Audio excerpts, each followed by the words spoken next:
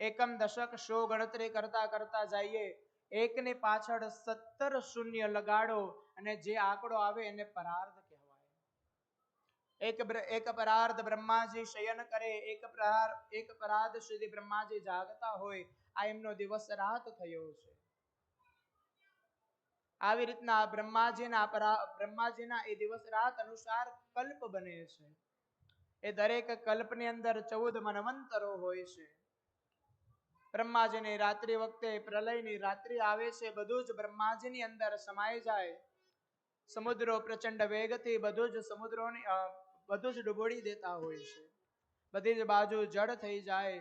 એમાં જળ પર ભગવાન શેષ નારાયણ સુતા હોય છે, યોગ નિંદ્રાની અંદર શયન કરે છે. બીજા પરાર્ધની અંદર જ્યારે બ્રહ્માજી જાગે એટલે ફરીથી સૃષ્ટિની રચના થાય છે. એવો ત્યારે ભગવાન બ્રહ્માનો બીજો પરાર્ધ ચાલી રહેલો છે. પૂર્વ પરાર્ધની અંદર બ્રહ્માજીની ઉત્પત્તિ થઈ હતી એટલે એનું નામ બ્રહ્મકલ્પ પડ્યું હતું. એ કલ્પની અંદર આ બ્રહ્માજી પદ્મ એટલે કે કમળની અંદર હતા એટલે એનું નામ પાદ્મકલ્પણ છે. અત્યારે એ ભગવાન બ્રહ્માજીનો બીજો પરાર્ધ ચાલી રહેલો છે.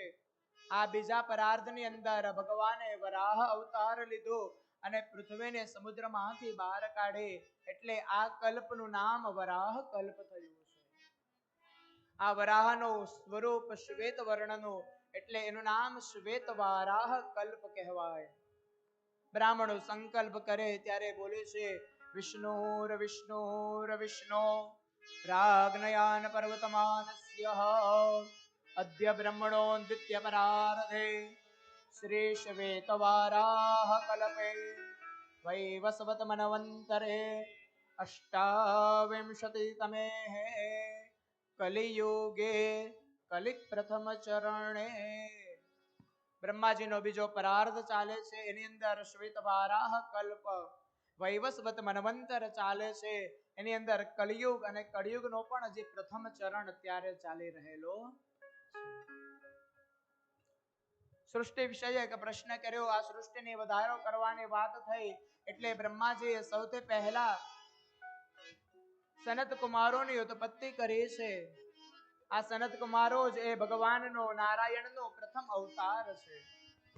સનક, સનંદન, સનાતન અને સનત કુમાર. આ કોઈને સંસારની અંદર મોહ હતો નહીં એટલે ભગવત ભજનની અંદર નીકળી ગયા છે. બ્રહ્માજીએ ખૂબ ક્રોધ કર્યો. ક્રોધના આવેશની અંદર એક બાળકનો જન્મ થયો. એમાંથી ભગવાન રુદ્રની ઉત્પત્તિ થઈ.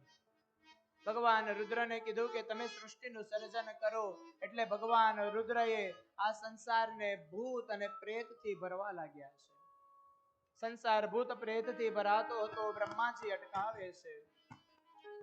રુદ્રની સાથે રુદ્રાણી રાખી પ્રજાપતિની ઉત્પત્તિ કરી અને બ્રહ્માજીએ સંકલ્પ માત્રથી 10 પુત્રોને જન્મ આપ્યા છે. મરીચી, અત્રે, અંગિરા, પુલત્સ્ય, પુલહ, ક્રતુ, ભૃગુ, વશિષ્ઠ, દક્ષ અને નારદ મુનિ આ 10 બ્રહ્માજીના દીકરા છે. છાયામાંથી કરદમજીનો જન્મ થયો. મુખમાંથી સરસ્વતીજીની ઉત્પત્તિ થઈ છે. સરસ્વતી તરફ થોડુંક આકર્ષણ ખેંચાયું એટલે કે બ્રહ્માજી પોતે જ પોતાની વાતની અંદર ગૂંચવાયા. પોતાના જ શબ્દોની અંદર ગૂંચવાયા છે. પોતાના શરીરનો ત્યાગ કરી દે બીજો શરીર ધારણ કરે છે. જ્ઞાન માટે વેદની ઉત્પત્તિ એ પણ બ્રહ્માજીના મુખમાંથી થઈ. ધર્મ આચરણ, યજ્ઞનો વિસ્તાર, આશ્રમ વ્યવસ્થા આ બધું જ બ્રહ્માજીના મુખમાંથી પ્રગટ થયું છે. પછી બ્રહ્માજીએ બીજા 10 પુત્રોની ઉત્પત્તિ કરી છે. આ 10 પુત્રોને પણ આ સંસારમાં રુચિ નહોતી એટલે ભગવાન બ્રહ્માએ પોતાના શરીરના 2 ભાગ કર્યા અને મૈથુની સૃષ્ટિનો પ્રારંભ કર્યો છે. જમણી બાજુનો ભાગ હતો એમાંથી પુરુષ થયા. ડાબી બાજુનો ભાગ હતો એમાંથી સ્ત્રી થયા છે. પુરુષ થયા એ સ્વયંભૂ મનુ બન્યા અને જે સ્ત્રીનો ભાગ હતો એ શતરૂપા થયા છે. આ શતરૂપા અને મનુ મહારાજને 5 પુત્રો થયા છે. એમની કથા બતાવી. બ્રહ્માજીએ જ્યારે કીધું કે આ પૃથ્વીની સૃષ્ટિ કરો, આ પૃથ્વીનો વધારો થાય, માનવ જાતિનો વધારો થાય એ માટે પ્રયત્ન કરો, ત્યારે મનુ અને શત્રુપા બ્રહ્માજીને પ્રાર્થના કરે, અમે માનવનું સર્જન તો કરીએ પણ રાખીએ કઈ જગ્યાએ? કારણ કે એ સમયે પૃથ્વી પ્રલય પછી રસાતલની અંદર જતી રહી હતી.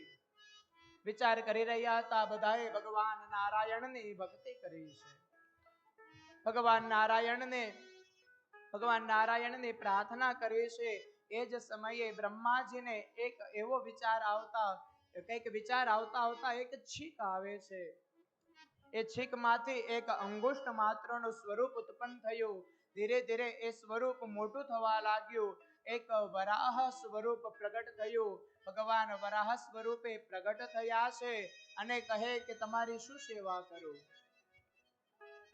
બ્રહ્માજી કહે કે સૃષ્ટિની ઉત્પત્તિ કરવી છે, પણ પૃથ્વી અત્યારે રસાતલની અંદર છે અને તમે બહાર કાઢો, જળની અંદર છે અને બહાર કાઢો. આ વાત સાંભળી અને ભગવાન વરાહ નારાયણ ધીરે ધીરે પોતાનું કદ વધારતા આ પાણીની અંદર એક ધુબકો મારે છે. પોતાને દાઢ ઉપર પૃથ્વીને લઈ બહાર આવી રહ્યા હતા. પૃથ્વીને બહાર લઈને આવતા હતા ને એટલામાં રસ્તાની અંદર હિરણ્યાક્ષ આવે. ભગવાને તલવાર દ્વારા હિરણ્યાક્ષને લીલા માત્રની અંદર માર્યો છે અને ભગવાનનું શરીર આખું લોહી લુહાણ થઈ ગયેલું હતું. ભયંકર યુદ્ધ પછી ભગવાન પૃથ્વીને પોતાની દાઢ ઉપર લઈ અને બહાર આવતા હતા.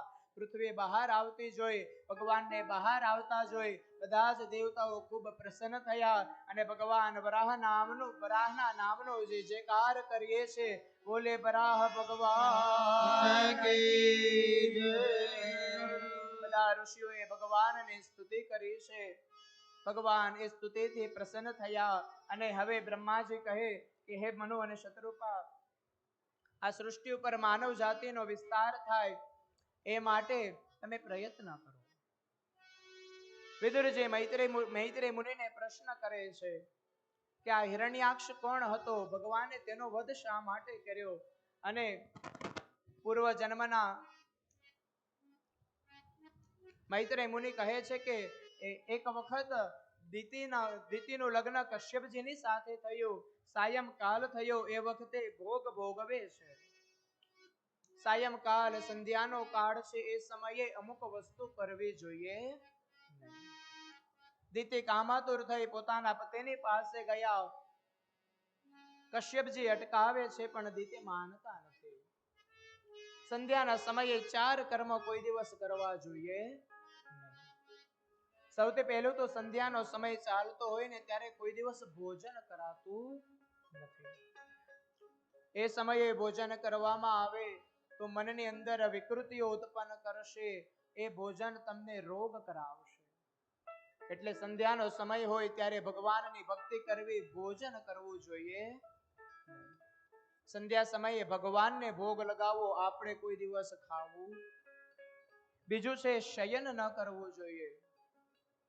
ઘરની અંદર ભલે ગમે એવું વૃદ્ધ હોય, બાળક હોય, રોગી હોય, પણ સંધ્યાનો સમય થાય ત્યારે થોડીક વાર એને જગાડી દેજો. કારણ કે સંધ્યાના સમયે જે શયન કરે એના ઘરની અંદર કોઈ દિવસ ધન ટકતું નથી, ધનની હાનિ થાય છે. ત્રીજું, સંધ્યાના સમયે કોઈ દિવસ વ્યાભિચાર કરાતો નથી, કામ કોઈ દિવસ ભોગવાતો નથી. અને વ્યાભિચાર કરવામાં આવે તો એનાથી જે બાળક જન્મે એ રાક્ષસ વૃત્તિ વાળું થાય છે. અને ચોથું, સંધ્યાના સમયે અભ્યાસ ન કરવો જોઈએ. સંધ્યા આરતી થતી હોય, નાનું બાળક ભણતું હોય તો થોડીક વાર એને અટકાવી શકાય છે. સંધ્યા સમયે કેવળ ને કેવળ ભગવાનનું ભજન કરવું જોઈએ. દિતિ કામાતુર થઈ પતિની પાસે ગયા, કામ ભોગવી લીધો, પણ પછી પાછળથી પસ્તાવો થાય છે. પતિની પાસે ગઈ, ક્ષમા માગે, ભગવાન શિવની ક્ષમા માગે, પ્રાર્થના કરે, પણ કશ્યપ ક્રોધની અંદર કહે કે હે દિતિ, તમારા ગર્ભથી 2 અસુર જન્મ લેશે. આ પૃથ્વી ઉપર એ અસુર ખૂબ અત્યાચાર કરશે. દિતિ પોતાના પતિના પગની અંદર પડી ગયા, પ્રાર્થના કરે, હે પ્રભુ, એવું ન થાય, એવું કરો. પણ શ્રાપ આપ્યો એ તો કોઈ દિવસ દૂર થતો નથી. આશીર્વાદ આપે, એને મારવા માટે ભગવાન જન્મ લેશે. દિતિને ગર્ભની અંદર આ હિરણ્યાક્ષ અને હિરણ્યકશિપુ પડી રહ્યા છે, પણ આ દિતિ ગર્ભનો પ્રસવ થવા દેતા નથી. 100 વર્ષ સુધી ગર્ભની અંદર રહ્યા. ધીરે ધીરે સ્વર્ગના દેવતાઓને આની જાણ થઈ છે. દેવતાઓએ બ્રહ્માજીને પ્રશ્ન કર્યો હતો, આ દિતિના ગર્ભની અંદર જે બે રાક્ષસો છે, એ બંને રાક્ષસો કોણ હતા, એ મને કથા કહો. અને બ્રહ્માજી કહે કે એ પૂર્વ જન્મમાં ભગવાન વિષ્ણુના પાર્ષદો જય અને વિજય હતા. એક વખત સનત કુમારો વૈકુંઠની અંદર જાય છે, એમને અટકાવે અને એમની મશ્કરી કરતા હતા. ભગવાને આ સનત કુમારોએ એમને શ્રાપ આપ્યો છે. કહે કે તમે ઊંચા સ્થાન ઉપર રહેવા વાળા, પણ તમારી બુદ્ધિ હજી નીચ છે, તમારી બુદ્ધિ હજી સારી થઈ નથી, તમારે અહીંયા રહેવાનું યોગ્યતા નથી.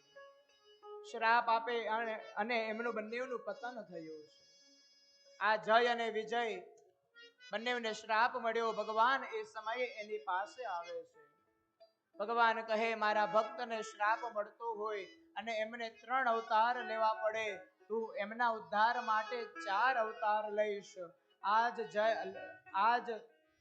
જય અને વિજય પહેલો જન્મ એમનો હિરણ્યાક્ષ અને હિરણ્યકશિપુ તરીકે થયો. ભગવાને વરાહ અવતાર અને નરસિંહ અવતાર લીધો.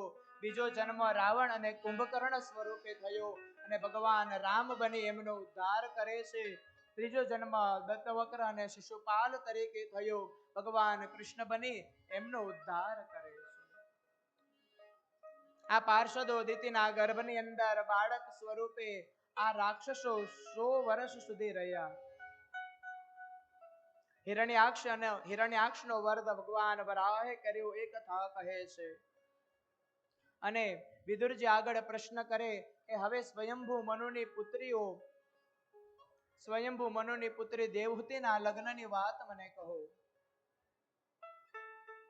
આ દેવહૂતિનું લગ્ન કર્દમ ઋષિની સાથે થયું છે. બ્રહ્માજીના છાયામાંથી કર્દમ ઋષિનો જન્મ થયો. કર્દમ ઋષિનો જન્મ થયો અને ભગવાનનું તપ કરવા માટે બેસી ગયા છે. ભગવાનનું તપ કર્યું, પણ શેના માટે? પોતાના પિતાએ આજ્ઞા કરી છે કે આ સૃષ્ટિનો વધારો થાય એ માટે. સરસ્વતી નદીના કિનારે 10,000 વર્ષ સુધી આ કર્દમ મુનિએ તપ કર્યું છે.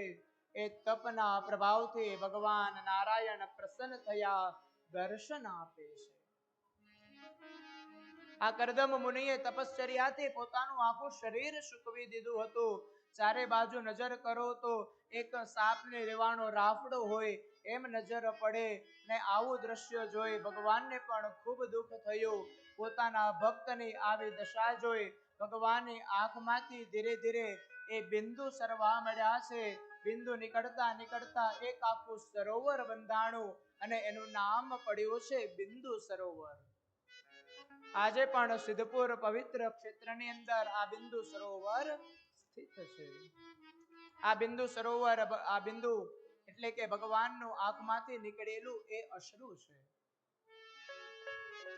પ્રસન્ન થયા અને ભગવાને માગવા માટે કહ્યું, પણ કર્દમ મુનિ કઈ માંગતા નથી. ભગવાન સમજી ગયા કે શા માટે તપ કરે છે. સૃષ્ટિનો વધારો થાય એ માટે તપ કરતા હતા. અને કહે છે કે તમારા ઘરે આજથી 3જા દિવસે સ્વયંભૂ મનુ અને શતરૂપા એમની દીકરીને લઈ દેવહૂતિને લઈને આવશે. એમની સાથે તમે લગ્ન કરી લેજો.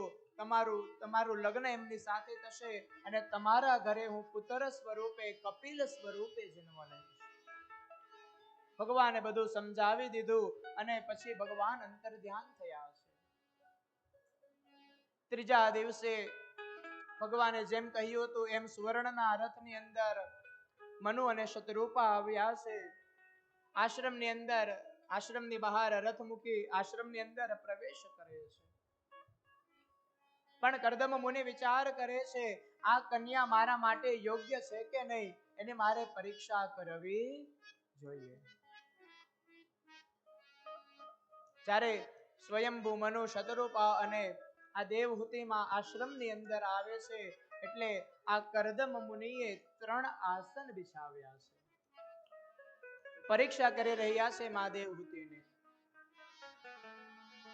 મહાદેવ હૂતિની એ પરીક્ષા કરે.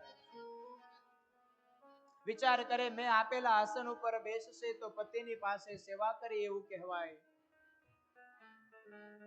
મનુ મહારાજ આસન ઉપર બેસી ગયા. શતરૂપાજી આસન ઉપર બેસી ગયા. હવે પરીક્ષા મહાદેવ હૂતિની થાય છે. એ આસન ઉપર બેસે છે કે નહીં?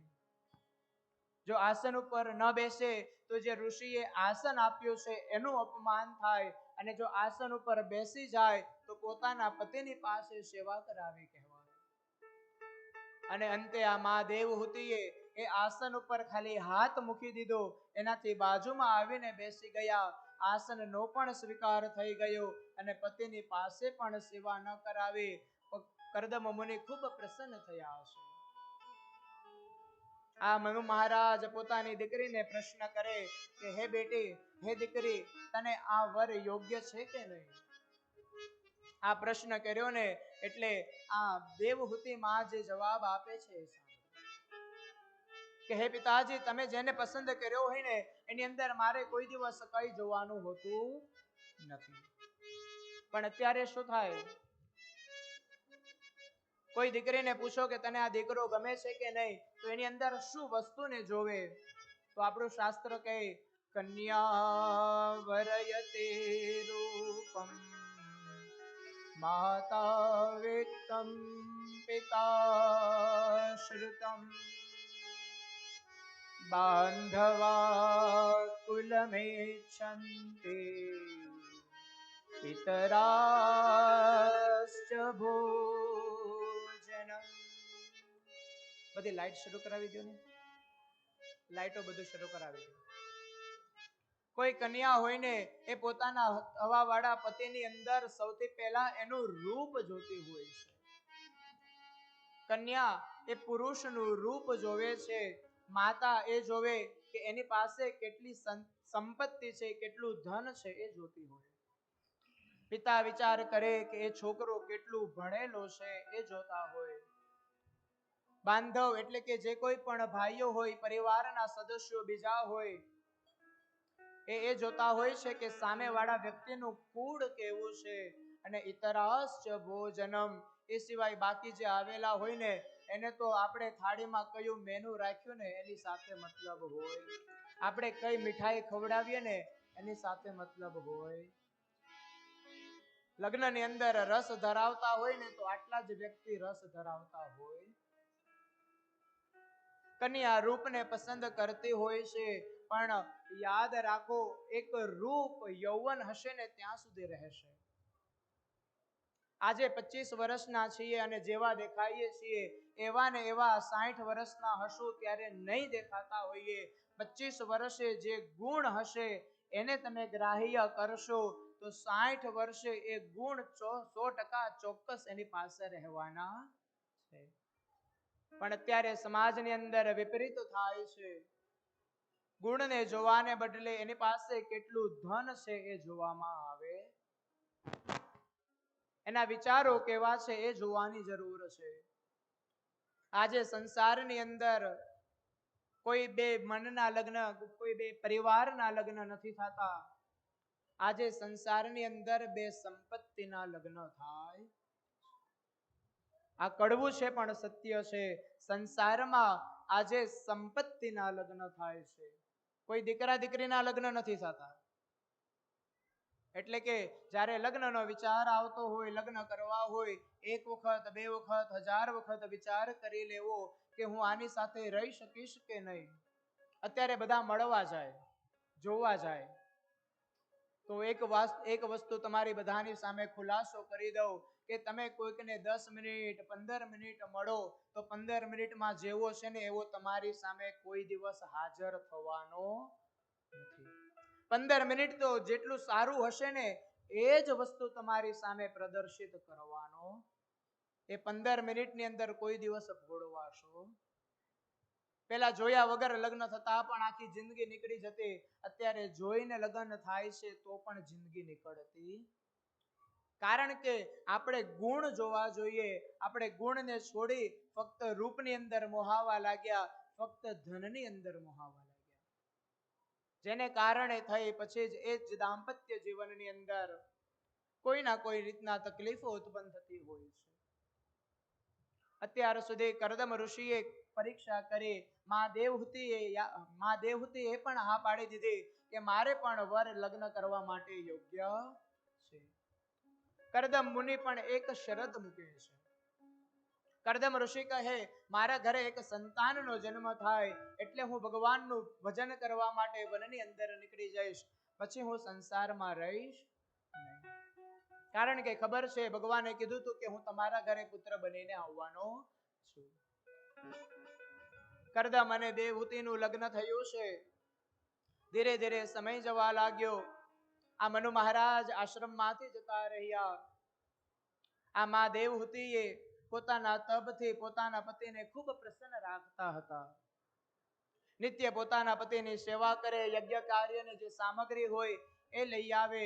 તપશ્ચર્યાની અંદર પોતાના પતિની સેવા કરવાની અંદર જેમ મા પાર્વતી ભગવાન શિવની સેવા કરતી હોય એમ આ દેવહૂતિ કરદમની સેવા કરતા હતા. ધીરે ધીરે આ મા દેવહૂતિનું શરીર સુકાવા લાગ્યું છે. મોઢા પર કરચલીઓ પડવા લાગી, વૃદ્ધત્વ આવવા લાગ્યું છે. આવા સ્વરૂપને એક વખત કરદમ ઋષિ જોવે છે અને વિહાર કરવાનો વિચાર કરે. મા દેવહૂતિને આજ્ઞા કરે કે હે માં, આ સરોવર છે એની અંદર સ્નાન કરો. સ્નાન કરવા માત્રથી જે શરીર સુકાઈ ગયેલું હતું ફરીથી હૃષ્ટપુષ્ટ થયું છે. કરદમ મુનિએ વિમાનની અંદર બેસી મા દેવહૂતિની સાથે વિહાર કર્યો છે. અને વિહાર કરવાથી સૌથી પહેલા આ કરદમ મુનિને 9 દીકરીઓ થઈ છે. મા દેવહૂતિએ 9 દીકરીઓને જન્મ આપ્યો છે. પણ ભગવાન આવવાના છે, ભગવાન પર વિશ્વાસ છે એટલે ધીરે ધીરે ભગવાનનું ભજનની અંદર વધારો કરે છે. સમય જતો હતો પણ ભગવાન ન આવ્યા, ભગવાનનો જન્મ ન થતો હતો. કરદમ મુનિ વિચાર કરે, મારી આરાધના હજી ઓછી છે એટલે ભગવાન આવતા નથી. મારે આરાધના વધારવી પડશે. મા કરદમ અને મા દેવહૂતિ બંને ભગવાનની આરાધનાની અંદર જોડાણા છે. એટલે જ સવારે મેં કીધું કે બેન, તમે પૂજા કરતા હો ને તો ભાઈને પણ સાથે લઈ જજો. કરદમ અને દેવહૂતિ બંને ધીરે ધીરે ભગવાનનું ભજન વધારે છે અને એ ભગવાનના ભજનના પ્રભાવને સ્વરૂપે ધીરે ધીરે બંનેનું તેજ વધવા લાગ્યું. માતાના ગર્ભની અંદર, દેવહૂતિના ગર્ભની અંદર ભગવાન આવ્યા છે. ધીરે ધીરે સમય જતાની સાથે એ બંનેના તેજમાંથી ભગવાનની એક મનોહર મૂર્તિનું પ્રાગટ્ય થયું છે. દેવતાઓએ એ ભગવાનના નામનો જય જયકાર કર્યો છે. બોલીએ કપિલ ભગવાન કી જય. આ કપિલ મુનિ સાંખ્ય યોગને માધ્યમ રાખી પોતાની માને મુક્તિ અપાવે છે. સાંખ્ય યોગનો નિર્દેશ કરે છે. પોતાની પત્નીની પાસે એટલે કે દેવહૂતિની પાસે ગયા અને કહે કે હે દેવી, મેં તમને કીધું હતું કે મારા ઘરે દીકરાનો જન્મ થાય એટલે હું વનની અંદર જતો રહીશ. આજ્ઞા લેવા માટે આવ્યો છું. મને આજ્ઞા આપો કે હું વનમાં તપ કરવા માટે જઈ શક્યું. અને મા દેવહૂતિ એમને અટકાવે છે. મા દેવહૂતિ કહે, બધી વાત સાચી, પણ આ 9 દીકરીઓ પેલા જન્મી છે, એના લગ્ન થઈ જાય ને પછી તમે તપ કરવા માટે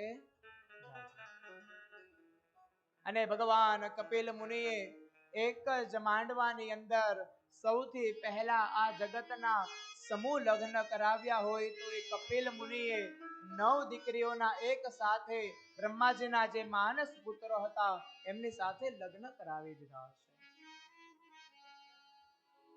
પોતાની પુત્રીનું લગ્ન થયું. પોતાનો જ પુત્ર એટલે કે ભગવાન કપિલની સ્તુતિ કરે છે, પ્રાર્થના કરે છે. પરમ પ્રધાનમ પુરુષમ મહાંતમ કાલમ કવેમ તરે વૃતેર્લોકપાલમ આત્માનુભૂતિયા નુગતા પ્રપંચમ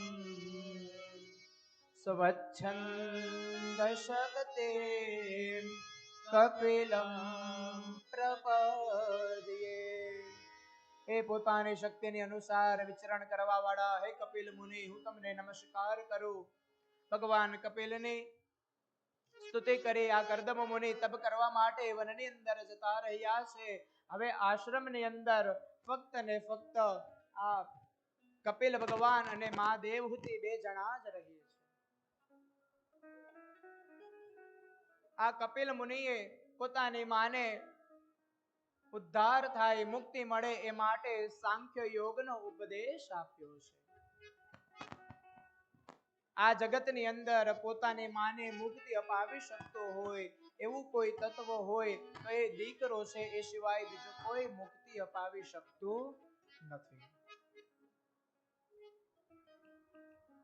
જ્યારે કપિલ મુનિ પોતાની માને મુક્તિ માટે ઉપદેશ કરી રહ્યા હતા, ઘણા બધા પ્રશ્નો કરે છે, ઘણા બધા સંશયો હતા.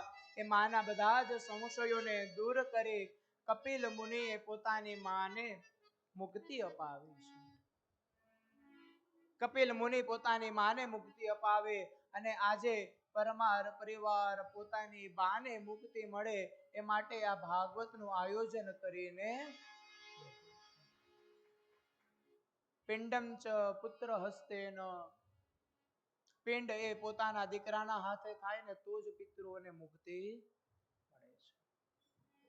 પોતાની માને મુક્તિ અપાવી શકતો હોય તો જગતની અંદર એક દીકરો જ છે, એ જ મુક્તિ અપાવી શકે.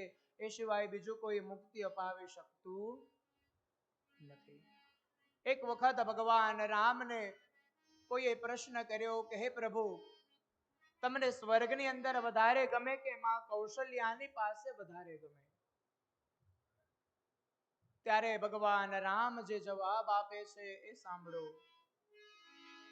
ભગવાન કહે કે સ્વર્ગના બધા સુખ સાચા, પણ મને મારી માં જેવો પ્રેમ આપે એવું સુખ તો મને સ્વર્ગની અંદર, સ્વર્ગના સુખની અંદર પણ શાંતિ મળતી નથી. એટલે કે મારી માં જેવું આ જગતમાં બીજું કોઈ નથી.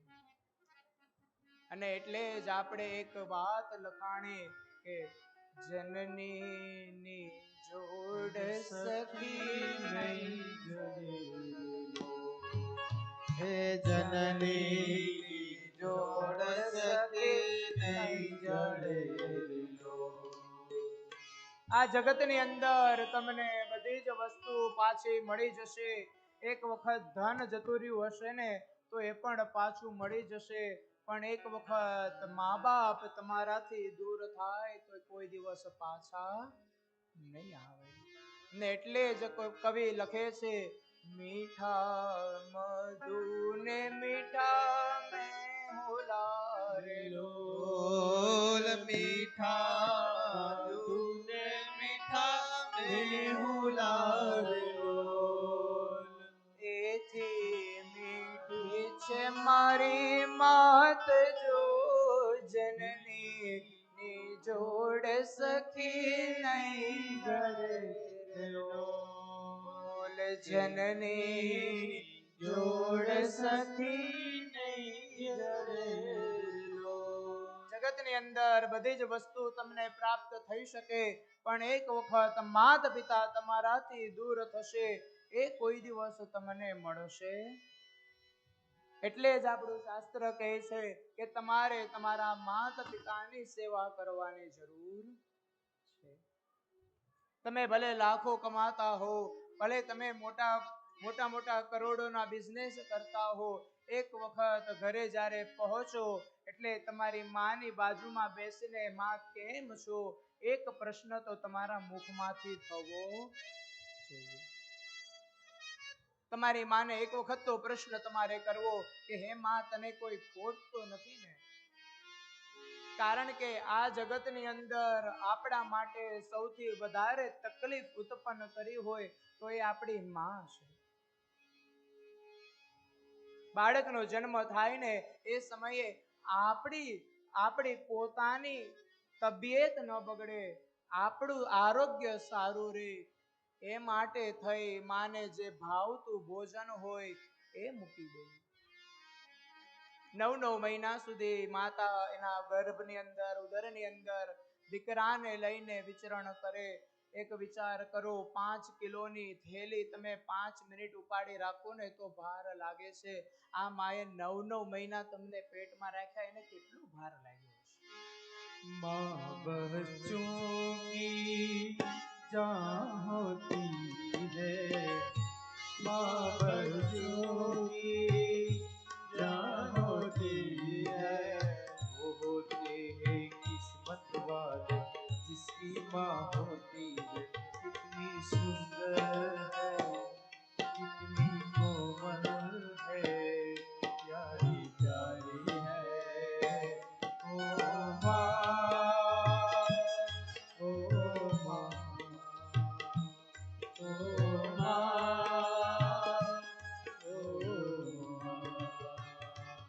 નાના હતા ત્યારે આપણી પથારી ભીની હોય, એ ભીની પથારીની અંદર માં આવીને શયન કરે, આપણને સુકાની અંદર સુવડાવે, આપણને કાંઈ ન થાય એ માટે થઈ પોતાના રસનો ત્યાગ કરે. ધીરે ધીરે પોતાના રહેલા સુખોનો એ ત્યાગ કરવા લાગે. આ ત્યાગની અંદર આ ત્યાગની સામે આપણો ત્યાગ કાંઈ ન કહેવાય. આ માં એમ વિચાર કરે કે મારા દીકરાનું ભલું થવું જોઈએ. માં એમ વિચાર ન કરે કે આ બીજાનું ભલું થાય, આનું સારું થાય. પહેલા વિચાર કરે કે મારા દીકરાનું ભલું થવું જોઈએ. નાનો દીકરો હોય 5-6 વર્ષનો, ગામની અંદર ગમે એવું તોફાન કરીને આવ્યો હોય, દોડતો દોડતો પોતાના માની પાછળ આવીને છુપાઈ જાય. એને વિશ્વાસ છે મારી માની પાછળ ઊભો છું. આજે હવે જગતના સંસારનો કોઈ પણ તાકાત એની સામે ઊભી હશે, એની સામે લડી દેશે, એ મને કોઈ દિવસ કાંઈ થવા નહીં દે. આનું નામ માં. મોઢે બોલું માં અને મને સાચે નાનપ સાંભળે, આ મોટપની બધી મજા મને કડવી લાગે કાગડા. મોઢામાં ખાલી માં શબ્દ બોલું અને મારું બાળપણ મને યાદ આવી જાય. આ મોટપની એટલે કે હું જે મોટો થયો એની જે બધી મજા છે એ બધી જ મજા મને કડવી લાગે, કારણ કે મારી માં ન હોય એ જગ્યાએ મને કોઈ દિવસ શાંતિ મળી શકતી નથી. અને કવિ એક વાતની અંદર ખૂબ સરસ વાત કરે છે. જે મસ્તી હોય છે આંખોમાં તે સુરાલયમાં નથી હોતી, અમીરી કોઈ અંતરની મહાલયમાં નથી હોતી. શીતળતા પામવાને માનવી તો સિદ્ધને દોડ મૂકે. જે હોય છે માની ગોદમાં એ હિમાલયમાં નથી. આ જગતમાં શીતળતા પામવા આપણે બાર ફરતા રહીએ, પણ જે શીતળતા આપણા માના ગોદની અંદર મળે એ જગતની બીજી કોઈ પણ વસ્તુ શાંતિ અથવા તો સુખ અપાવી શકતું નથી. અને એ જ માને મુક્તિ અપાવવા માટે આજે આપણે પ્રેમ વર્ષ ભેગા થયા છીએ. કુપુત્રો જાયેત ક્વચિદપી કુમાતા ન ભવતિ. શંકરાચાર્યજી કહે ક્યારેક દીકરો હોય માના વિશે ખરાબ વિચાર કરી શકે, પણ માં દીકરો હોય કે દીકરી હોય એના પ્રત્યે કોઈ પણ દિવસ ખરાબ વિચાર કરી શકતા નથી. એટલે કીધું લાખો કમાતા હો ભલે, માં બાપ તમારા ના ઠર્યા, એ લાખ નહીં પણ રાખ છે, એ માનવું તમે ભૂલશો. તમે ભલે કરોડોપતિ અરબોપતિ હો, પણ તમારા માની આંખની અંદર આંસુ આવતું હશે ને તો જગતનો કોઈ ભગવાન તમને માફ નહીં કરે, જગતનો કોઈ ભગવાન તમારું કલ્યાણ નહીં કરી શકે. એટલે માને કોઈ દિવસ નહીં રોવડાવતા. નાના છીએ બધી વસ્તુ શીખવાડી અને જ્યારે મોટા થાય ને ત્યારે એને આપણી પાસેથી કઈ વસ્તુની માંગ નથી. એને એમ નથી હોતું કે મારો દીકરો મને રૂપિયા આપે, મારો દીકરો મને બંગલો આપે. માની અને બાપની એક એટલી આશા હોય છે કે જ્યારે વૃદ્ધત્વ આવે, ગડપણ આવે ત્યારે મારો સહારો બનીને હે દીકરા તું જગતમાં મને ચલાવજે, મારે બીજું કાંઈ જોતું. ખાલી એની સેવા કરીએ, એની બાજુમાં બેસી જઈએ એટલે આપણું જીવનનો ઉદ્ધાર છે. બાકી આ મા બાપ આપણને હંમેશા ને માટે આગળ ને આગળ સતત વધતો રહેવાનો આશીર્વાદ પ્રદાન કરતા હોય છે. અને એને જ આજે આશીર્વાદ દીધો અને આપણે ભાગવત સપ્તાહ કરી શકીએ છીએ. ક્યાં શરૂ કરવાના હતા ને અત્યારે ક્યાં લઈ જઈને પૂર્ણ કરે છે. એટલે એટલું તો કહી શકાય, આ જગતમાં બધું અપાવી શકે એવું કોઈ તત્વ હોય તો એ આપણી માં છે. એ સિવાય બીજું કોઈ આપણને અપાવી શકે. બાપનું કર્તવ્ય છે જીવન વ્યવહારની બધી વસ્તુ પૂર્ણ કરે. સવાર પડે એટલે બાપ નીકળી જાય મહેનત કરવા, પણ ધ્યાન રાખતું હોય તો આપણી માં રાખે છે. ને એનો અનુભવ થયો છે મને. અહીંયા જો ને જ્યારે કથા સાંભળતા હોય ત્યારે મને એમ લાગે કે 100% આ બાપાની પાસે માં આવીને એક પ્રશ્ન તો કરતી હશે કે હે દીકરા હજી કાંઈ ખોટ તો રહેતી નથી ને? કારણ કે ધીરે ધીરે બધી ઈચ્છા પૂરી કરવાની એને આપણી કોશિશ કરી છે. મને લાગે 100% એ આવતી હશે ને પૂછતી હશે, હે દીકરા હજી કાંઈ તારી ઈચ્છા બાકી છે તો બોલી જા, એ બધી ઈચ્છા પૂરી કરી દઈશ. આ જ ઈચ્છા હતી ને એ ઈચ્છા આપણી પૂરી કરે છે. મેં કાલે વાત કરી, આજે પાછી કહું છું કે જીવતી હોય ને માં ત્યાં સુધી તો બધી ઈચ્છા પૂરી કરે. આજે એ સ્વરૂપે ભલે હાજર નથી છતાંય બેઠી બેઠી આપણને આશીર્વાદ સ્વરૂપે બધી આપણી ઈચ્છાઓ પૂર્ણ કરી રહી છે. આ તત્વ માં છે. આ માની માટે થઈને જેટલું બોલાય, જેટલું કરાય એટલું ઓછું. અને એક કવિએ તો ત્યાં સુધી કહી દીધું, આપણા શરીરની ચામડી ઉતારી દો. ચપ્પુ લેવાનું ચામડીને ઉતારી દે. પોતાના માતા પિતાને એના પગરખા બનાવીને, ચામડાના પગરખા બનાવીને પહેરાવો ને, તોય તમે એ મા બાપના ઋણમાંથી મુક્ત નહીં થઈ શકો. એટલે બને એટલી જગતમાં માતા પિતાની સેવા કરજો. કારણ કે જ્યારે નહીં હોય ને ત્યારે તમને ખૂબ યાદ આવશે.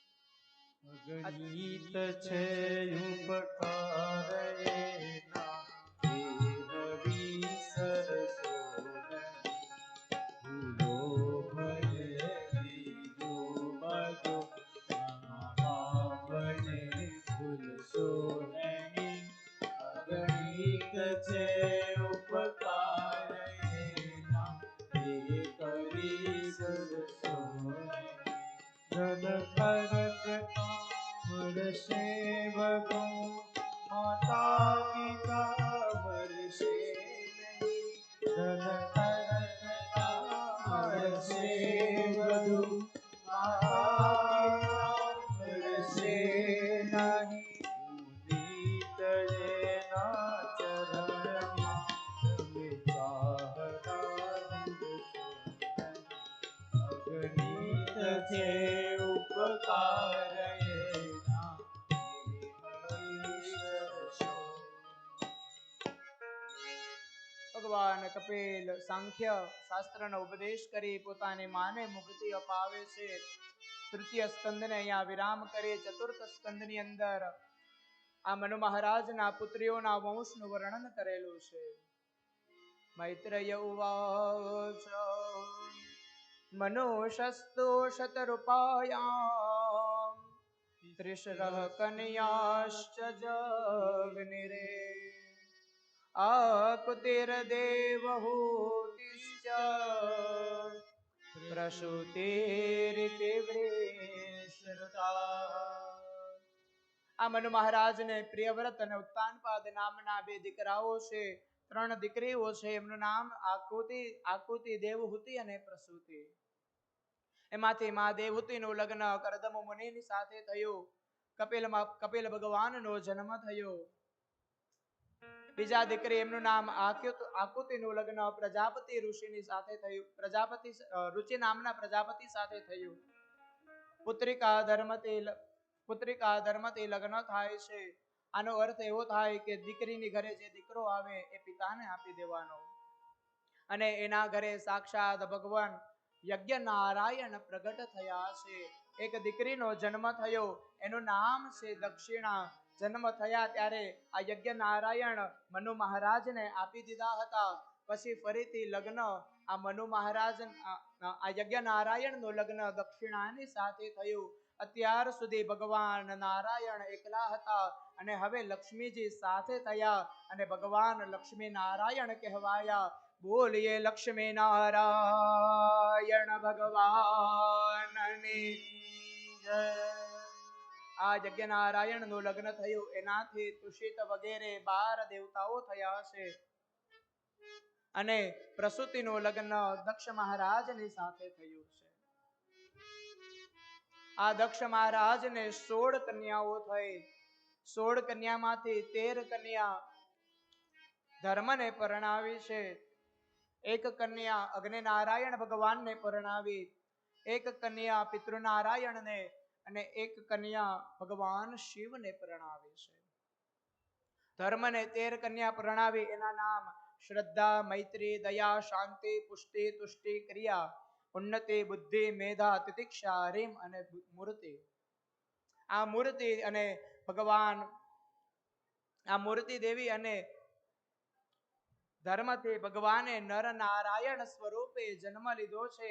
એ જ નર નારાયણ યદુકુળની અંદર ભગવાન કૃષ્ણ થયા અને કુરુવંશની અંદર અર્જુન થઈ અને જન્મ લે છે.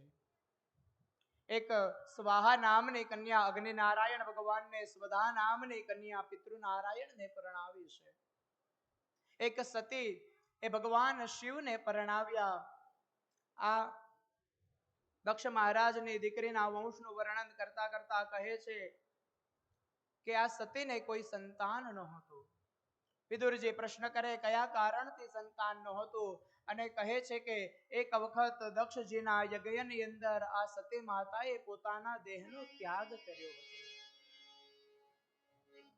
વિદુરજી પ્રશ્ન કરે કે આ દક્ષ તો પોતાની પુત્રીઓને ખૂબ પ્રેમ કરતા હતા, તો પછી શિવની સાથે દ્રોહ શા માટે કરે છે? ભગવાન શિવને કોઈની સાથે રાગ દ્વેષ કોઈ પ્રકારનો કેવી રીતના હોઈ શકે? કારણ કે ભગવાન શિવ કેવા છે તો નિર્વાણ ષટકની અંદર કહે છે ન મે દ્વેષ રાગૌ ન મે લોભ મોહ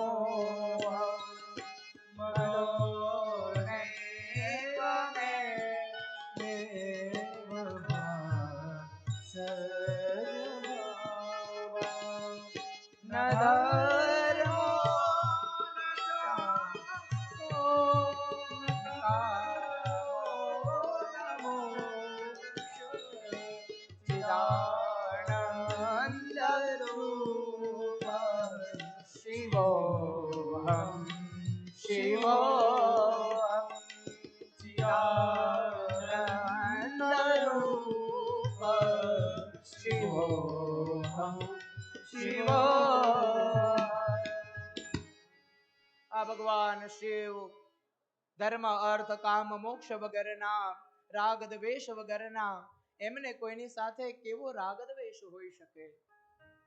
વિદુરજી કહે છે કદાચ દ્વેષ ભાવ થયો હોય તો પુત્રીને ખાતર આ દક્ષ મહારાજે જતું કરવું જોઈએ, પણ એવું શા માટે ન કર્યું? અને મૈત્રેય મુનિ જવાબ આપે છે કે એક વખત પ્રયાગ ક્ષેત્રની અંદર બ્રહ્મસત્ર ભરાયું હતું. એની અંદર બધા જ દેવતાઓએ ભેગા થઈ શિવજીને પ્રાર્થના કરી એ સભાના અધ્યક્ષ બનાવ્યા. ભગવાન શિવ તો ના પાડે કે ભાઈ મને એવા કોઈ પદની જરૂર નથી, પણ બધા જ દેવતાઓની પ્રાર્થના સાંભળી ભગવાન શિવ અધ્યક્ષ પદને સ્વીકાર કરે છે. એ સભાની અંદર દક્ષ મહારાજ આવે છે. બધા જ દેવતાઓ ઊભા થયા, પણ ભગવાન શિવ સમાધિસ્થ હતા માટે ઊભા નથી થયા. સમાધિની અંદર શા કારણથી હતા? તો દેવતાઓએ અધ્યક્ષ પદ આપ્યું છે ભગવાન શિવે વિચાર કર્યો ઊંચું પદ મળે ને ત્યારે થોડી તપશ્ચર્યા વધારવી જોઈએ, નકર એ પદ આપણી પાસેથી છીનવાઈ જાય છે. મને ઊંચું પદ મળ્યું, દેવતાઓ એમ કહેવા માંગે કે ભગવાન શિવ હજી તમારે તપશ્ચર્યા કરવાની જરૂર છે, માટે ભગવાન શિવ ધ્યાનની અંદર બેઠા છે. બધા જ દેવતાઓ ઊભા થયા પણ શિવ ઊભા થયા નથી. સજ્જન હોય ને એ એવું જોવે કે કેટલા ઊભા થયા છે, પણ દુર્જન એ જોવે કે બધા ઊભા થયા એ તો ઠીક, હજી કેટલા ઊભા નથી થયા. દક્ષની દ્રષ્ટિ ગઈ, કેટલા ઊભા થયા છે એ ન જોયું, કોણ ઊભું નથી થયું એ ત્યાં દ્રષ્ટિ કરે છે. ભગવાન શિવ સમાધિસ્થ હતા એટલે ભગવાન શિવનું અપમાન કરવા લાગ્યો. કહે કે આ શિવને દેવતાઓની સાથે ન રાખવો જોઈએ, યજ્ઞનો ભાગ એને ન આપવો જોઈએ.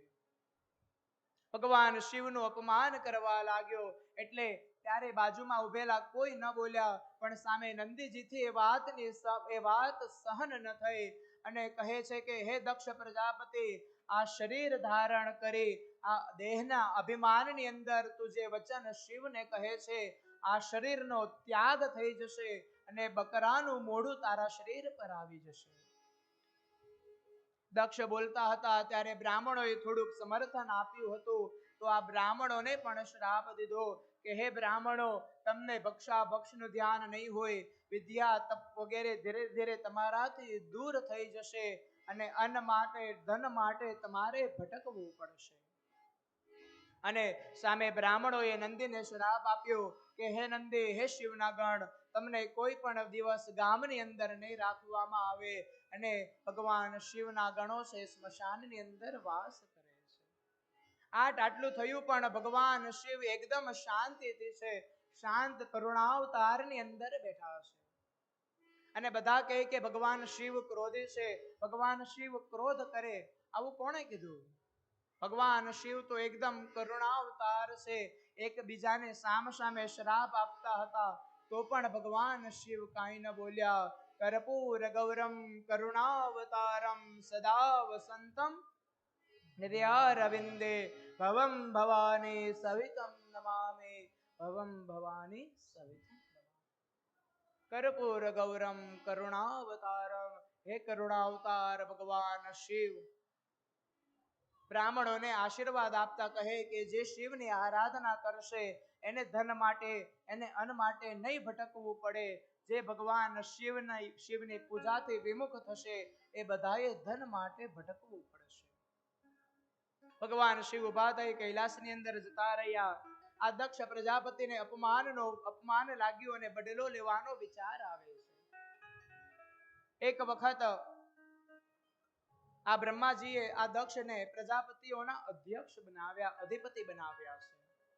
એટલે કહે હવે મને મોકો મળ્યો છે શિવનું અપમાન કરવું. એક યજ્ઞનું આયોજન કર્યું છે. બૃહસ્પતિ સ્તવ નામનો યજ્ઞ કરી રહ્યો છે. હરિદ્વાર પાસે કંખલની અંદર યજ્ઞ કરતો હતો. બધા જ દેવતાઓને આમંત્રણ આપ્યું, ભગવાન શિવને બોલાવ્યા નથી. ભગવાન શિવનો ભાગ, ભગવાન શિવનું સ્થાપન કર્યું નથી. દેવતાઓ જ્યારે સ્વર્ગ ઉપરથી યજ્ઞની અંદર આવતા હતા, આ દક્ષ પ્રજાપતિ કહે છે તમારે બધાએ સ્વર્ગ ઉપર કૈલાસ ઉપરથી આવવાનું. બધા જ દેવતાઓને યજ્ઞની અંદર જતા જોઈ મા સતીએ જીદ પકડી છે કે મારે આ દેવતાઓ જાય ત્યાં જવું છે. ભગવાન શિવને પ્રશ્ન કરે આ બધા જાય છે ક્યાં? ભગવાન શિવ કહે કે હે સતી, હે દેવી, તમારા પિતાના ઘરે યજ્ઞ થાય અને આ બધા યજ્ઞની અંદર જાય છે. યજ્ઞની વાત સાંભળી એટલે માં સતી કહે કે તમને યજ્ઞનો ભાગ નથી આપ્યો, તમને યજ્ઞમાં આમંત્રણ નથી આપ્યું. ત્યારે પૂર્વમાં જે ઘટના બની હતી આખી ઘટનાની વાત ભગવાન શિવે સમજાવી. કહે કે મારું અપમાન કરવા માંગે એ કારણે થઈ યજ્ઞ કરે અને મને આમંત્રણ આપ્યું નથી.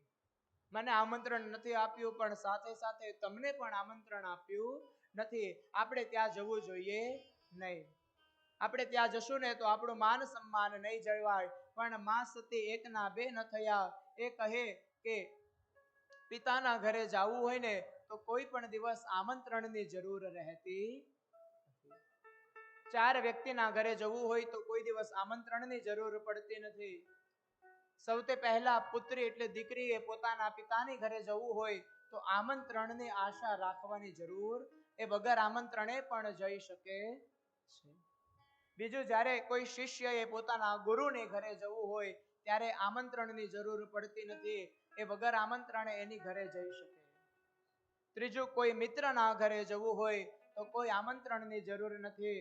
અને ચોથું, પતિની ઘરે જવું હોય તો કોઈ પણ પ્રકારના આમંત્રણની જરૂર નથી.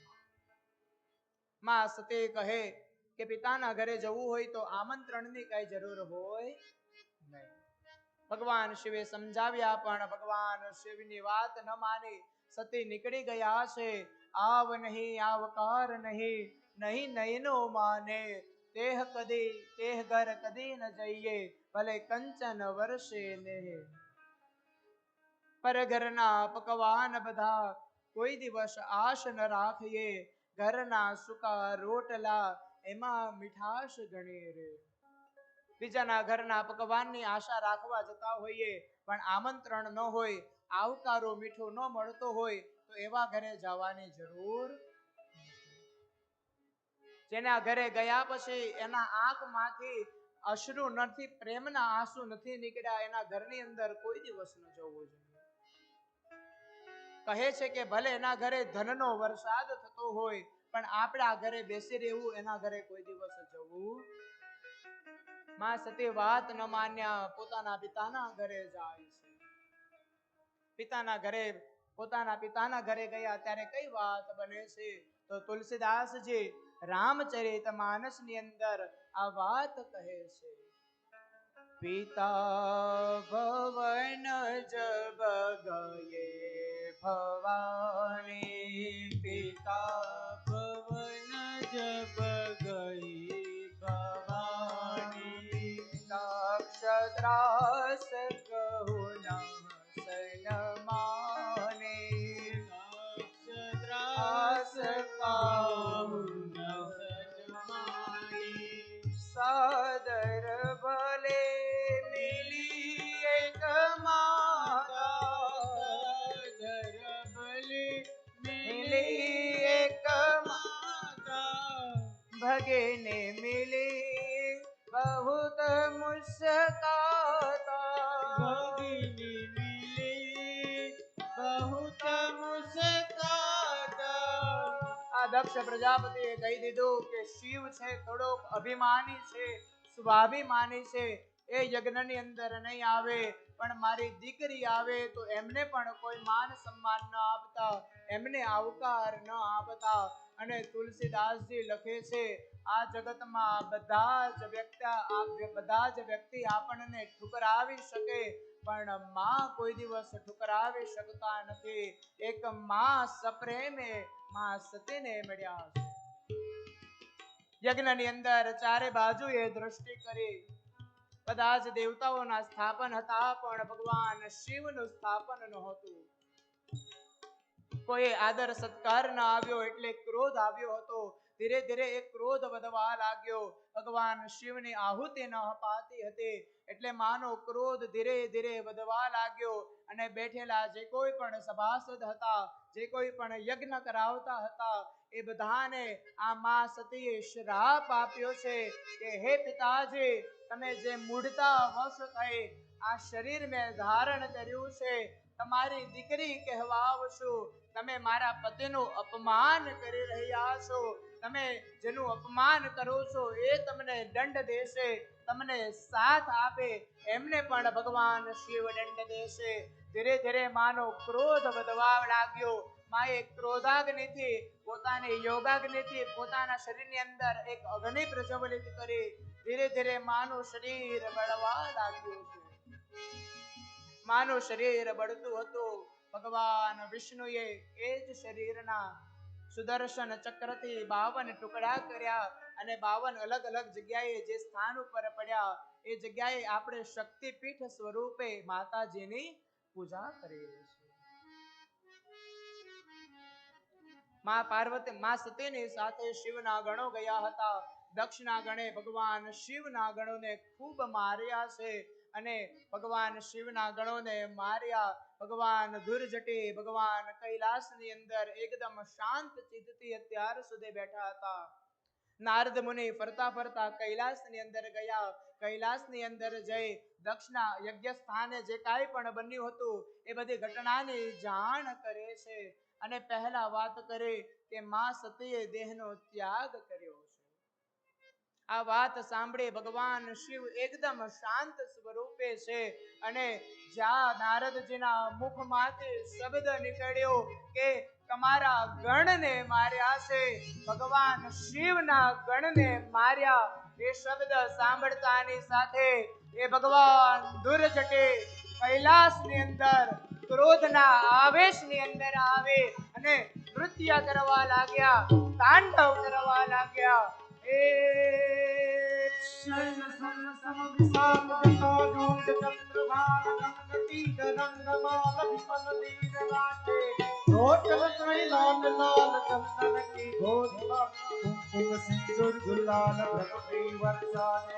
मुंडन की कंठमा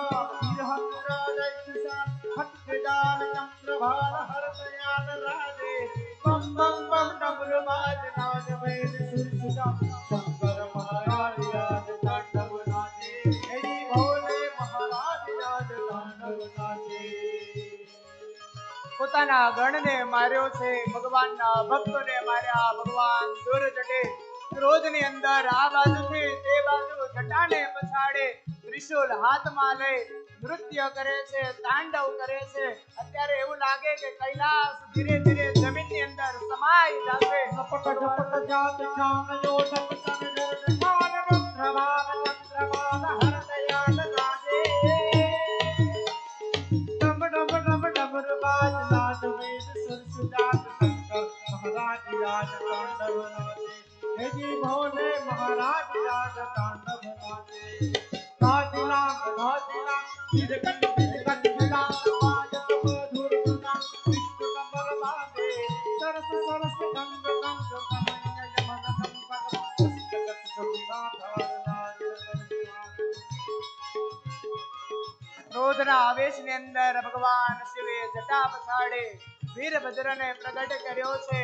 આજ્ઞા કરી આ દક્ષના યજ્ઞનો વિધ્વંસ કરો. આ વીરભદ્ર ભગવાન શિવના ગણને સાથે રાખી આ જ્યાં યજ્ઞ થતો હતો હરિદ્વાર પાસે કંથલની અંદર આવ્યા. ધીરે ધીરે યજ્ઞની સામગ્રીને નાશ કરાવવા લાગ્યા. અગ્નિ શરૂ હતો, અગ્નિને ઓલવી નાખ્યો. દક્ષ પ્રજાપતિને પકડીને રાખ્યો છે. ભગ ઋષિ યજ્ઞ કરાવતા કરાવતા ભાગવા ગયા, એમને પકડી રાખ્યા. ભૃગુ ઋષિ આહુતિ આપતા હતા, એ ભાગવા ગયા. ભાગવા જતા હતા, દાઢી હાથમાં આવી, દાઢીને ખેંચી લીધી, ઉષાના દાંતને કાઢી નાખ્યા. યજ્ઞ સામગ્રીને આમ તેમ વિખેર કરી નાખી. યજ્ઞશાળાની અંદર આગ લગાડી અને એક મુષ્ટિક હાથમાં તૈયાર કરી એક મુષ્ટિકના પ્રહાર માત્રથી દક્ષનું મસ્તક કાપી નાખ્યું. દક્ષનું મસ્તક કાપી નાખ્યું, પણ ભગવાન શિવનો ક્રોધ શાંત થતો નથી. બધા જ દેવતાઓ ફરતા ફરતા બ્રહ્માજી પાસે ગયા. કહે કે આવી રીતના યજ્ઞનો વિધ્વંસ થયો, ભવિષ્યની અંદર આવું થતું હશે ને તો કોઈ યજ્ઞ નહીં કરે. ભગવાન શિવને યાજ્ઞા કરો કે આ યજ્ઞ પૂર્ણ કરે. બ્રહ્માજી કહે અત્યારે ક્રોધના આવેશની અંદર ભગવાન શિવ પાસે જઈ શકું એમ હું છું નહીં. બ્રહ્માજી બધાને લઈ ભગવાન વિષ્ણુની પાસે ગયા. ભગવાન વિષ્ણુ તૈયાર થયા, શિવની પાસે જાય છે. બધાએ ભગવાનની સ્તુતિ કરી. ઋત્વિજોએ, ભૃગુએ, બ્રહ્માજીએ, ઇન્દ્રએ, ઋષિઓએ, અગ્નિનારાયણ દેવતાઓએ, ગંધર્વોએ બધાએ ભગવાનની શિવની સ્તુતિ કરી. ભગવાન શિવનો ક્રોધ શાંત થયો છે અને આ દક્ષ પ્રજાપતિના યજ્ઞને પૂર્ણ કરાવ્યો છે. અને એ જ સમયે ભગવાન વિષ્ણુએ બ્રાહ્મણોને સંબોધીને એક વાત કહી છે. આત્મમાયામ સમાવિશ્ય સોહમ ગુણમયીમ દ્વિજ સૃજન રક્ષણ હરમ વિશ્વમ દઘરે સંજ્ઞા ક્રિયોચિતા. ભગવાન વિષ્ણુ કહે કે આ મારી માયાથી ગુણથી આ સંસારનું સર્જન કરું છું, હું જેનું પાલન કરું, હું જેનો સંહાર કરું છું, એ મારું જ તત્વ છે. એ શિવ હોય કે ભગવાન વિષ્ણુ હોય, કોઈ દિવસ એના નામનો ભેદ તમે ન રાખશો. અને આપણે આરતી ગાઈએ એની અંદર બોલીએ છીએ, હરિને હર બે એક સ્વરૂપ અંતર નવધર શો.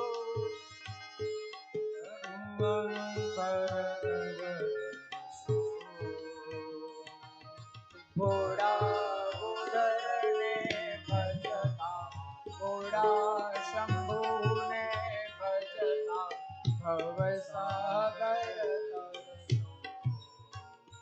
ઓમ હર હર હર મહાદેવ. ભોળા ભૂધરને ભજતા, ભોળા શંભુને ભજતા, ભવસાગર તરસો. આની અંદર કોઈ દિવસ ભેદ કરવાની જરૂર નથી. રામચરિત માનસની અંદર પણ તુલસીદાસજી લખે છે, જે ભગવાન રામની સેવા કરતો હોય અને ભગવાન શિવનો દ્રોહ કરે, એની પૂજાનો હું કોઈ પણ દિવસ સ્વીકાર કરતો નથી. એટલે કે હરે ને હર બે એક જ સ્વરૂપ છે, કોઈ પણ દિવસ એનો ભેદ કરવો જોઈએ નહીં. આ ઉપદેશ આપે છે. અને આ શિવજીના પવિત્ર ચરિત્રનું જે કોઈ પણ વ્યક્તિ ગાન કરે, કથા સાંભળે છે, તેને આયુષ્યની અંદર વૃદ્ધિ થાય. ભક્તિથી તેને શ્રવણ અને કીર્તનથી તેના પાપ બધા બળીને નષ્ટ થઈ જાય છે.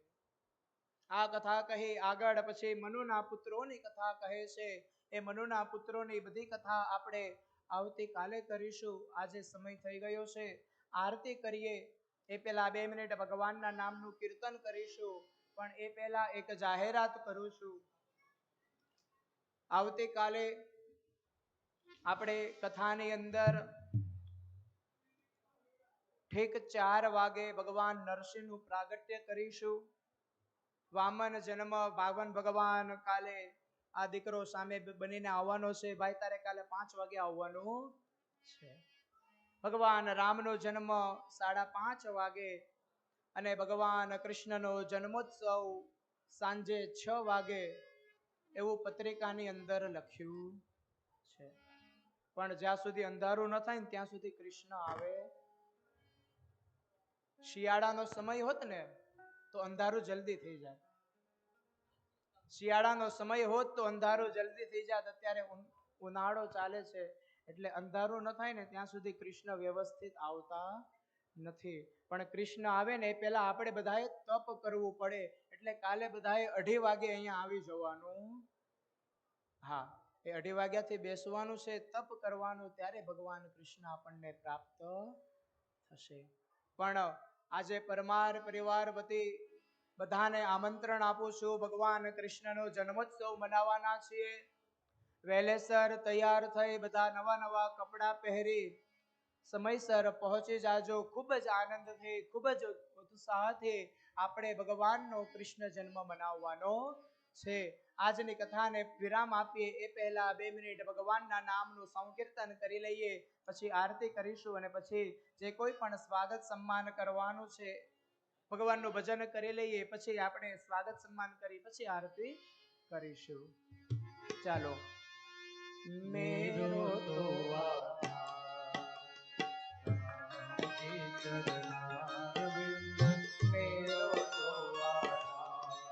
સીતારામ કે ચરણારવિંદ મેરો તો શ્યામ કે ચરણારવિંદ મેરો તો શ્યામ કે ચરણારવિંદ શ્યામ કે ચરણારવિંદ શ્યામ કે ચરણારવિંદ શ્યામ કે ચરણારવિંદ શ્યામ કે ચરણારવિંદ મેરો તો આધાર. સીતારામ કે ચરણારવિંદ મેરો તો આધાર. સીતારામ કે ચરણારવિંદ મેરો તો આધાર. રાજારામ के चरणारविंद मेरो तो आधार. राजाराम राम के चरणारविंद राघव के चरणारविंद राम के चरणारविंद राघव के चरणारविंद मेरो तो आधार सीताराम के चरणारविंद मेरा आधार सीताराम के चरणारविंद मेरो तो आधार सीताराम के चरणारविंद मेरो तो आधार सन श्याम के चरणारविंद मेरो तो आधार राम के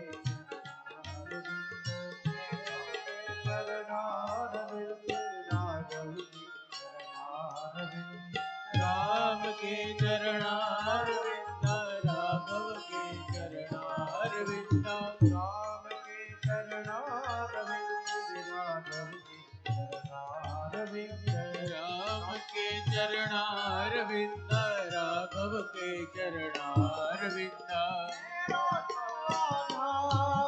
श्री राम के चरणारविंद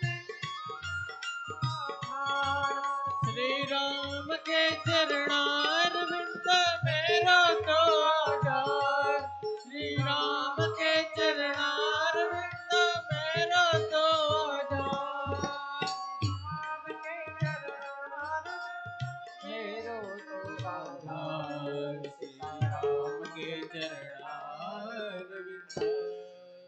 राजा रामचंद्र भगवान की जय भागवत भगवान की जय पितृनारायण यण देव की जय उठ भवानी मात की जय विश्वकर्मा दादानी जय रामा पीरनी जय ओ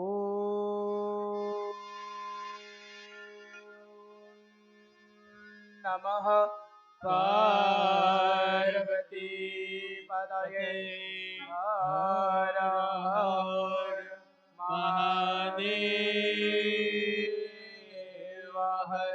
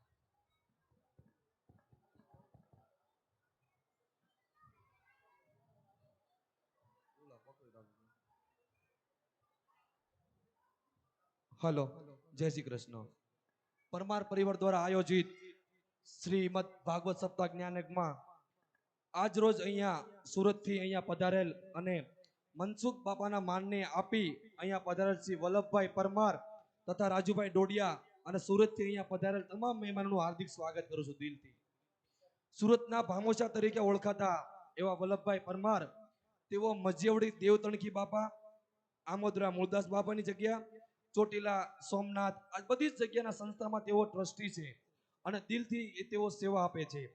તેમની ઉંમર પણ વધારે થઈ ગઈ હોવા છતાં કોઈ પણ પ્રસંગમાં તેમની હાજરી અચૂક હોય છે. તો શ્રી વલ્લભભાઈ પરમારને વિનંતી કર્યું કે આવો સ્ટેજ ઉપર તો શાંતિ બાપાને વિનંતી કરું કે વલ્લભભાઈ પરમારનું શાલ અને ફૂલ દ્વારા તેમનું સ્વાગત કરશે.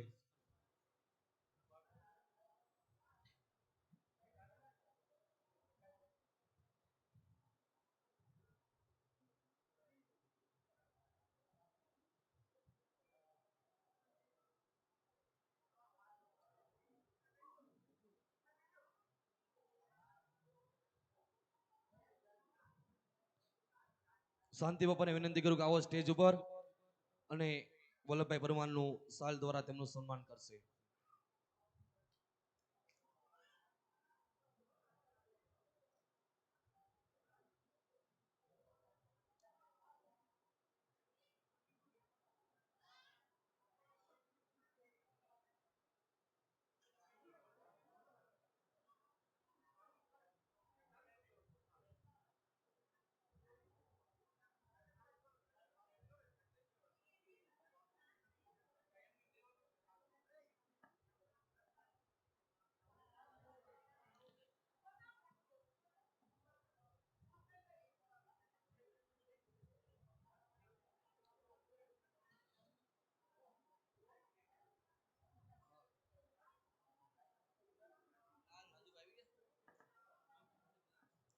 તેમજ સુરતથી રાજુભા ડોડિયા, તેઓ પણ સમાજ માટે ઓળખાતા અને જાણીતા વ્યક્તિ છે.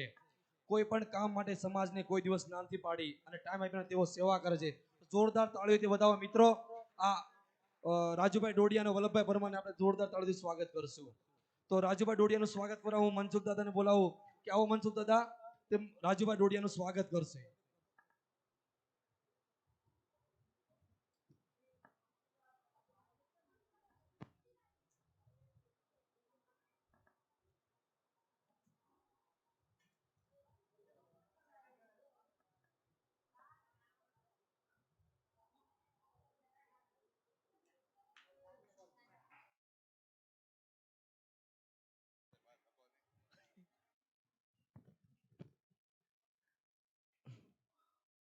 સુરતથી અહીંયા વલ્લભભાઈ પરમાર અને રાજુભાઈ ડોડિયાની એવી ઈચ્છા છે કે અમે પણ શાંતિ બાપાનું અને મનસુખ દાદાનું સન્માન કરવું છે. તો રાજુભાઈ ડોડિયા અને વલ્લભભાઈ પરમારને વિનંતી કરું કે તેઓ મનસુખ દાદાનું અને શાંતિ બાપાનું સન્માન કરશે.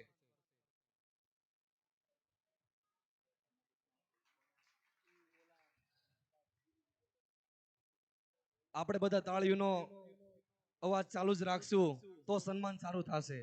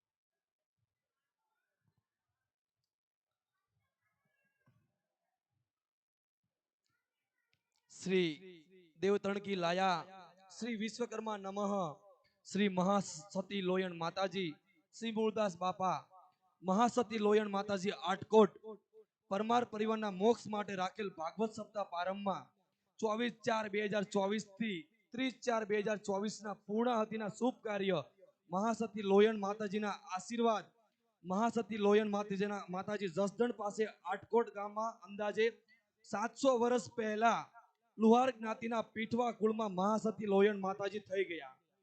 આટકોટમાં રાજવીને ધર્મના માર્ગે વાળીને ઘણા પરચા આપ્યા. આજે મંદિરમાં ઘણો વિકાસ થયેલ છે અને હજી વિકાસ કરવાનો બાકી છે. તો આપના પરિવારને મહાસતી લોયણ માતાજીના ખૂબ ખૂબ માતાજીના આશીર્વાદ છે.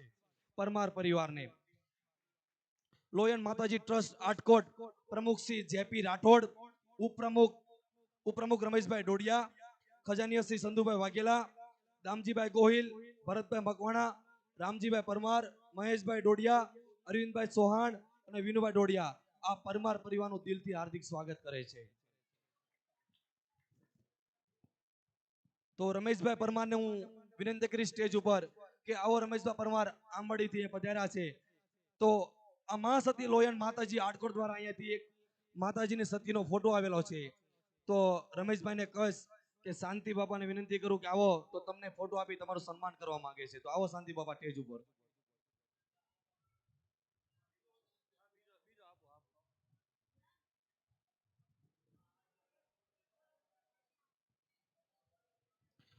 મિત્રો, મહાસતી લોયણ માતાજી ટ્રસ્ટ ત્યાં જ રહીને અહીંયા પણ પરમાર પરિવારનું બહુ દિલથી હાર્દિક સ્વાગત છે. તો આપણે બધા તાળીઓથી બતાવીએ અમને પણ પરમાર પરિવારને સમયને માન આપી અહીંયા આપણી માટે ઈ પણ નહીં આવી શક્યા ટ્રસ્ટી, તો પણ અહીંયા સતી મોકલાવી છે લોયણ માતાજીની. તો આપ દિલથી ને દિલથીનું સ્વાગત કરીએ છીએ.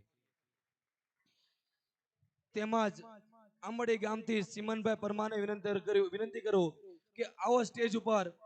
તેઓ પણ મનસુખ દાદાનું સ્વાગત કરશે શ્રી મહાસતી લોયણ માતાજી આટકો દ્વારા સતી આપીને.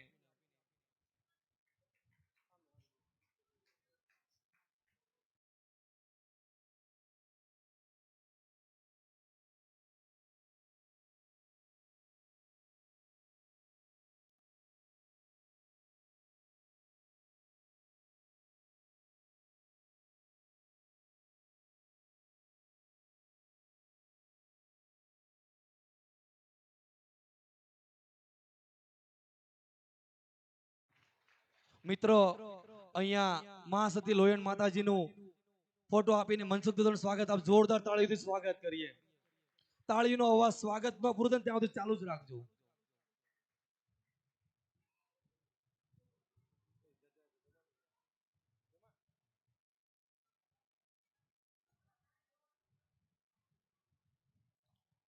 તેમજ પરમાર પરિવાર દ્વારા આયોજિત શ્રીમદ ભાગવત સપ્તાહ જ્ઞાન યજ્ઞમાં આમંત્રણને માન આપીને અહીંયા આવેલા શ્રી અશોકભાઈ રાઠોડ, બિપિનભાઈ રાઠોડ અને હરેશભાઈ રાઠોડને વિનંતી કે આવો સ્ટેજ ઉપર.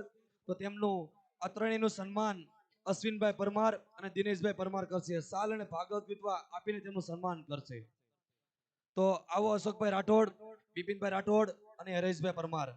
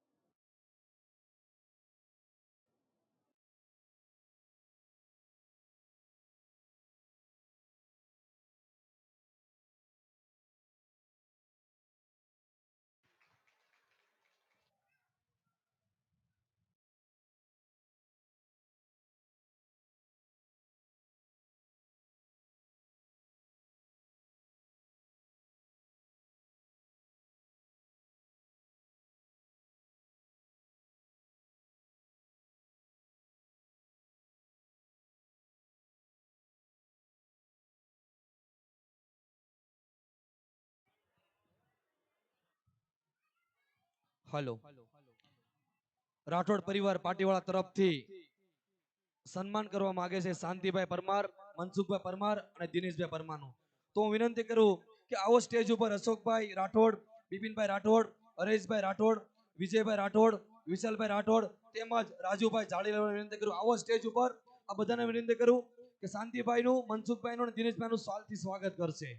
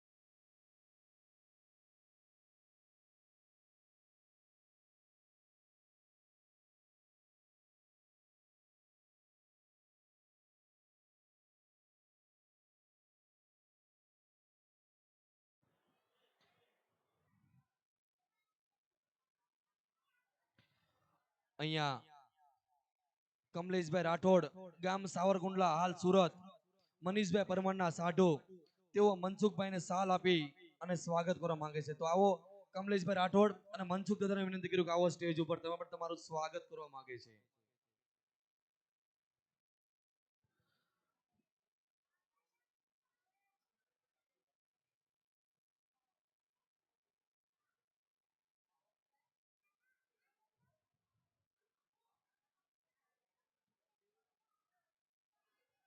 કમલેશભાઈ રાઠોડ મનીષભાઈ પરમારના સાઢુભાઈ તેઓ મનસુખ દાદાનું સ્વાગત કરતા જોરદાર તાળીઓથી વધાવીએ તેમને.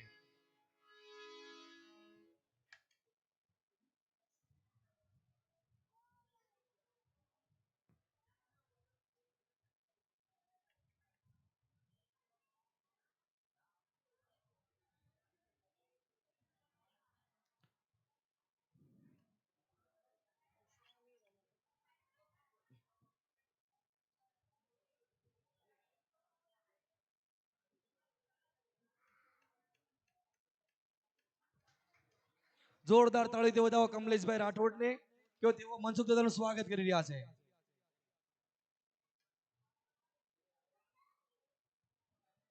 તેમજ કમલેશભાઈ રાઠોડ મનીષભાઈના સાડુ તેઓ મનીષભાઈ અને અશ્વિનભાઈને પણ બુકે આપી સ્વાગત કરવા માંગે. જોરદાર તાળીથી વધાવો કમલેશભાઈ રાઠોડને.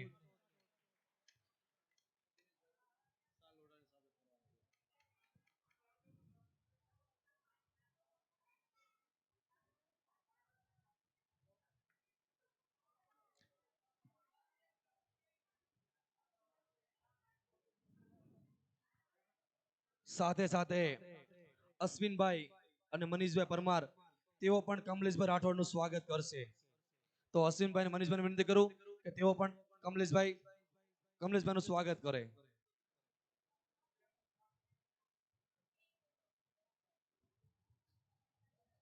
મિત્રો જોરદાર તાળીથી વધાવો કે તેઓ મનીષભાઈ અને મનીષભાઈ અને અશ્વિનભાઈ તેઓ કમલેશભાઈનું સ્વાગત કરી રહ્યા છે. સાથે રેખાબેન કાંતિભાઈ રાઠોડ તેઓને પણ વિનંતી કરી આવો સ્ટેજ ઉપર તેઓ હંસાબેનને કવર આપી તેમનું પણ સ્વાગત કરવા માંગે છે. તો આવો રેખાબેન રાઠોડ હંસાબેનને કવર આપી તેમનું પણ સન્માનિત કરે.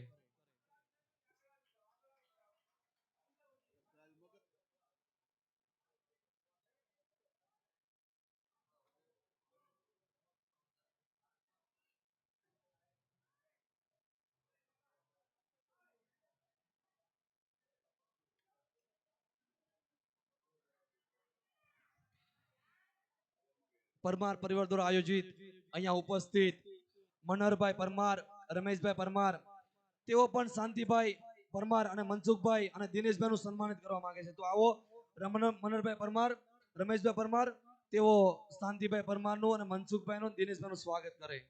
તો આવો ફટાફટ મનહરભાઈ પરમાર અને રમેશભાઈ પરમાર.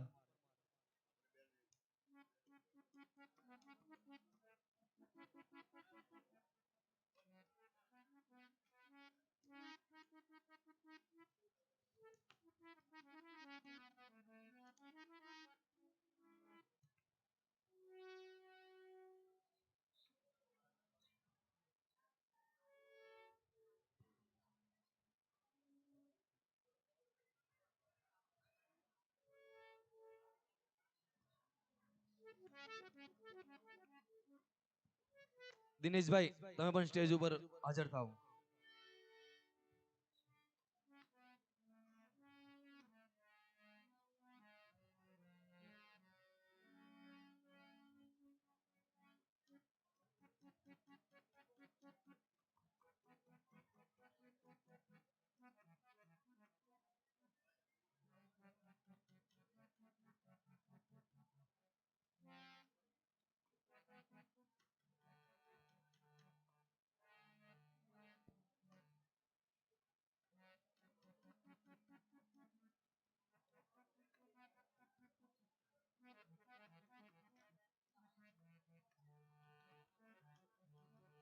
આજે સાંજે મહંત શ્રી રામચરણદાસજીનો સત્સંગ છે, તો આપ સૌને અહીંયા હાજર રહેવા નમ્ર નિવેદન છે. કાલે અહીંયા કૃષ્ણ જન્મ થવાનો છે. જે પણ છોકરાને કેડિયું પહેરાવવું હોય તો પહેરાવી શકો છો, કોઈ વાંધો નથી. બહેનોને જે પણ ચણિયાચોળી યોગ્ય લાગે તે પહેરવા હોય તો તે પહેરી શકો છો. કાલે કૃષ્ણ જન્મ છે, આપણે સૌ વહેલા વહેલા અહીંયા પધારશું. 2:30 વાગે એટલે આપણે અહીંયા બેસી જશું તો આપણો સમયસર કૃષ્ણ જન્મ થઈ શકશે. જય શ્રી કૃષ્ણ.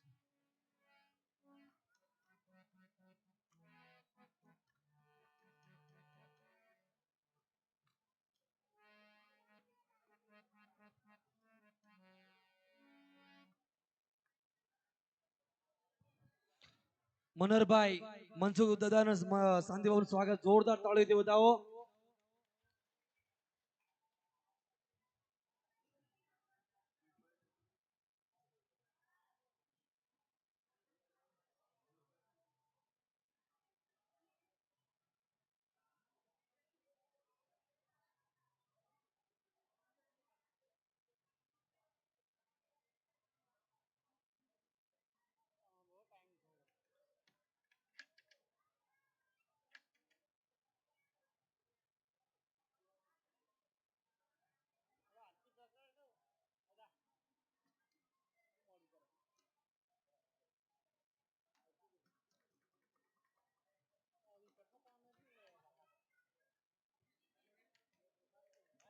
જોરદાર તાળીથી વધાવો. દિનેશભાઈનું સ્વાગત થઈ રહ્યું છે, તો જોરદાર તાળીથી વધાવીએ આપણે તેમને.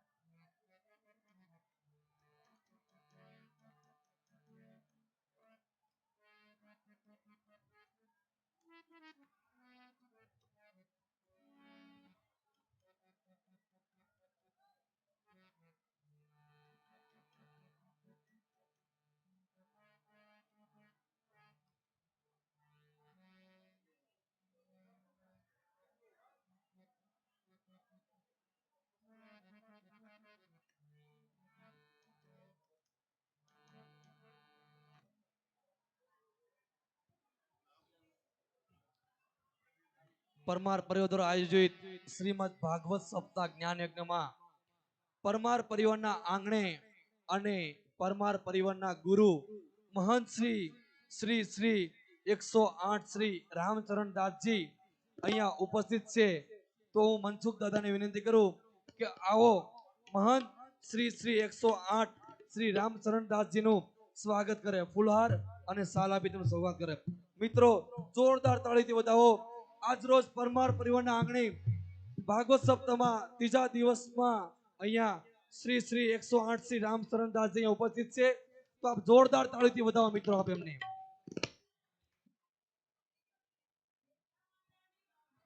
મિત્રો મહંત શ્રી શ્રી 108 શ્રી રામચરણ દાસજીનું સ્વાગત થઈ રહ્યું છે, તો આપણે બધા એક સાથે તમે તાળીઓથી વધાવીએ. મિત્રો તાળીઓનો વળગડાટ ચાલુ રાખો.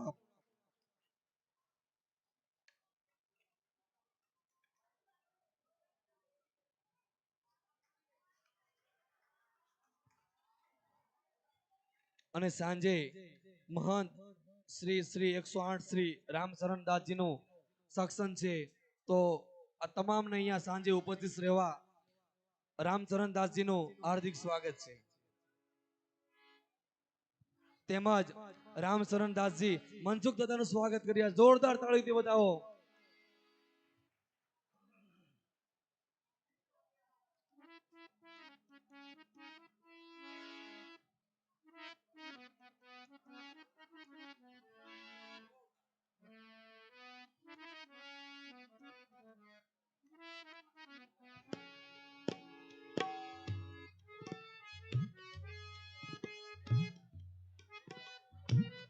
તેમજ અહીંયા પરમાર પરિવાર દ્વારા આયોજિત શ્રીમદ ભાગવત જ્ઞાનયજ્ઞમાં જેઓ ભાગવતચાર્ય શ્રી અભિષેકભાઈ મહારાજનું અરવિંદભાઈ રાઠોડ ભુવા અને હું પિંકુલભાઈ હરસોરા તેમનું સ્વાલ દ્વારા સન્માન કરવા માંગીએ છીએ.